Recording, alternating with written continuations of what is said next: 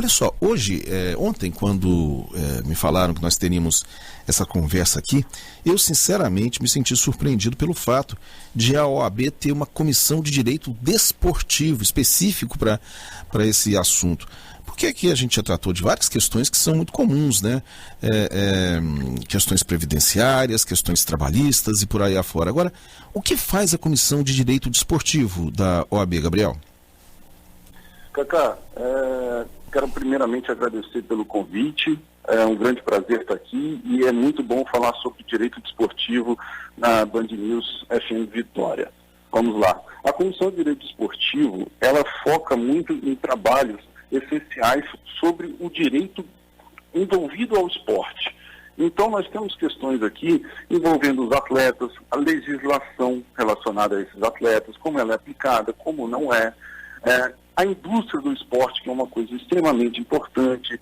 Hoje nós temos foco também em verificar questões envolvendo apostas esportivas, né? O compliance extremamente envolvido, o direito trabalhista que está dentro do direito desportivo, porque às vezes esse direito dos atletas, dos clubes, das competições, acaba sendo um pouco esquecido.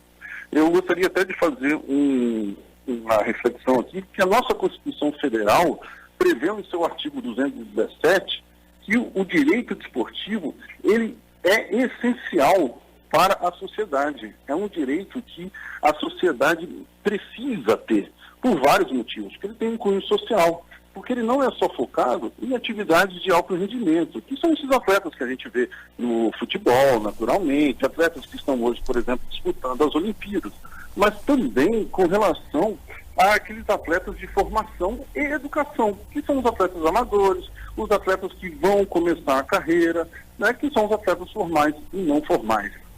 Certo. E quais são os direitos garantidos a esses atletas? O que eles têm já definido para suas carreiras, eventualmente até para o final das suas carreiras? Eu vou contar aqui um caso.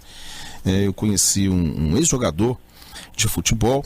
Ele teve a carreira reduzida, muito curta, por conta de uma lesão que ele teve no joelho, e ele estava me contando que recebia um seguro. Não ficou claro para mim se aquilo era um direito dele mesmo diante do governo federal, por exemplo, ou se era algo que tinha sido garantido para ele pelo clube no qual ele jogava. Como é que são esses direitos eventuais que esses atletas têm?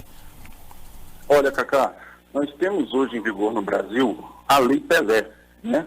Essa lei é a lei que regulamenta o desporto nacional. A Lei Pelé prevê vários artigos com relação a contrato de trabalho, que é um contrato especial, tem duração de, por exemplo, um mínimo de 3 meses, agora com a pandemia reduziu para 1, e o máximo até de 5 anos. Porque esses atletas têm uma vida ativa, profissional muito curta, né? Então essa Lei Pelé, ela trata muito disso. Principalmente ela foi focada nos atletas que disputam a modalidade do futebol. Mas a gente tem que pensar aqui que não é só para isso, né? A Lei Pelé ela deve atender a todas as outras modalidades, as quais a gente chama de olímpicas, né? Que são o remo, o judô, a natação, dentre outros. Baseado nesse caso que você me disse, Cacá, não existe nessa Lei Pelé, e eu quero até deixar um ponto aqui, uma reflexão interessante, que ela é chamada de Lei Pelé, não é porque ela é só focada no futebol, é porque o Pelé, o Edson Arantes do Nascimento, o rei do futebol, ele era o ministro do esporte na época, mas essa lei se aplica a todos. Com relação a esse caso que você me contou agora, não há nenhuma norma específica nessa Lei Pelé prevendo o futuro desses atletas. Ou seja, quando ele terminar de praticar a sua atividade, seja por contusão, seja por própria aposentadoria mesmo, né? Não há nada que diga, e o futuro? O que ele deve fazer? O que é garantido a ele? É por isso que a Lei Pelé diz que é aplicado os direitos trabalhistas, aqueles previstos também na CLT com relação à Previdência Social. Então, neste contrato desse jogador, quando ele recebe, deve haver um recolhimento ao INSS para que esse atleta possa estar seguro no futuro para poder receber uma aposentadoria ou para que ele venha, quando se acidentar, poder requerer um benefício, como auxílio doença, por exemplo. Doutor Gabriel, desculpa, a gente sabe que no meio esportivo também temos, né, aqueles vários problemas de assédio moral, principalmente moral, contra os atletas, aquela cobrança às vezes muito excessiva, aquele assédio mesmo, que a gente vê, às vezes fica até espantado, né, quando parte do técnico para a equipe ou para o atleta em si. A gente destaca aqui que o COB tem um canal de denúncias justamente quando o atleta se sente, né, coagido, constrangido, assediado de alguma forma pela equipe técnica, e a OAB também fez um modelo parecido. Como que funciona, doutor? Letícia, é verdade. É muito comum ter tanto o assédio moral quanto o assédio sexual. Infelizmente é um tema muito sensível, mas que acontece na realidade no mundo inteiro.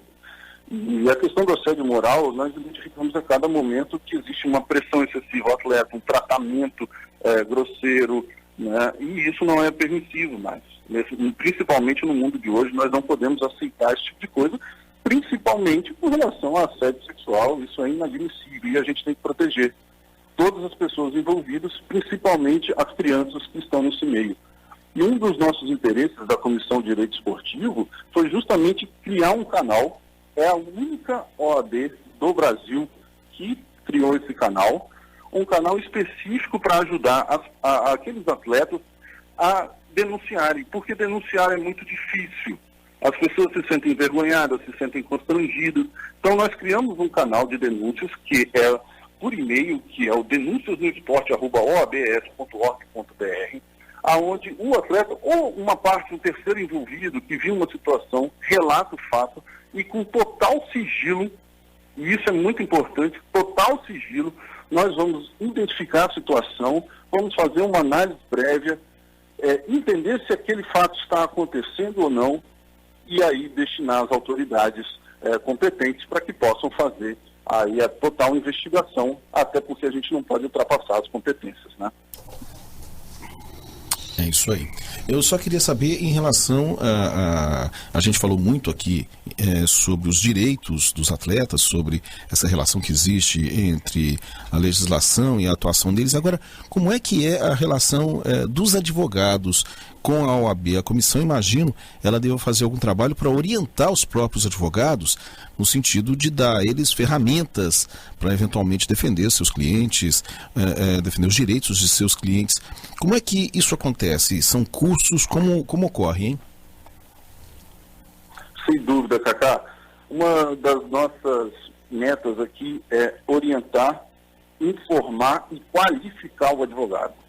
Principalmente numa matéria que às vezes não é de tanto acesso para os advogados. Às vezes as pessoas têm um certo preconceito quando se fala em direito desportivo. É só futebol, é só isso. Mas o direito desportivo é muito mais amplo. Ele é uma matéria autônoma, e quando eu digo isso, ele é uma matéria tal como o direito do trabalho, o direito civil, o direito do consumidor que a gente vê todos os dias.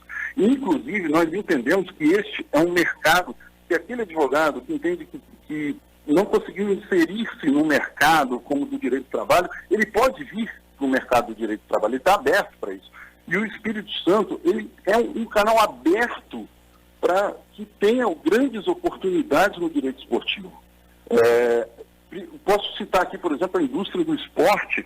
Nós temos questões envolvendo financeiras com materiais esportivos. Nós temos várias situações aqui no estado que precisamos ter. E para isso nós precisamos qualificar o advogado.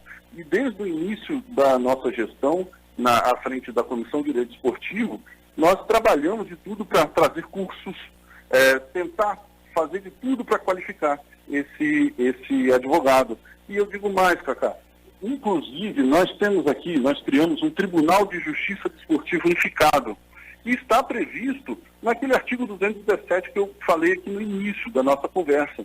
Esse tribunal, ele serve para ajudar aquelas federações que não têm condições financeiras de ter um tribunal, que é essencial para a disputa de competição, porque esse tribunal, ele tem uma natureza administrativa, ou seja, ele é algo interno, mas ele serve para discutir questões envolvendo jogos, né, e regulamento. E muitos não têm. E isso tem uma função social extraordinária. né? Então, esse tribunal, nós criamos um Tribunal de Justiça Esportiva Unificado justamente para inserir esse advogado já nesse meio também. Então, ele pode fazer defesa, se ele tiver toda a qualificação necessária, ele pode ser convidado a ser um auditor, que é como a gente chama os juízes, para que ele possa estar cada dia mais em contato com essa matéria.